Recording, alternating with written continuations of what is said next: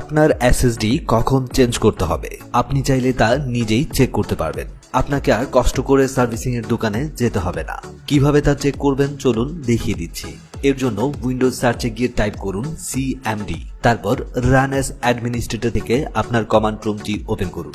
এখানে একটি কমান্ড আপনাকে টাইপ করতে হবে, winsat space disk hyphen drive space C. Just এটা লিখে এন্টার দিন। এখানে কিছুটা সময় নেবে চেক করার জন্য।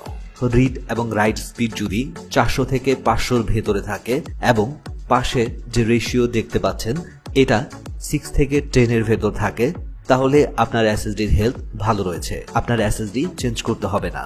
কিন্তু এখানে স্পিড যদি 400 থেকে নিচে থাকে এবং এই রেশিও যদি 6 এর থেকে নিচে চলে আসে, তাহলে অবশ্যই যতটা দ্রুত সম্ভব এসএসডি চেঞ্জ করে নেওয়া উচিত। মনে রাখবেন এটা শুধুমাত্র যারা এসএসডি ব্যবহার করেন তাদের জন্য।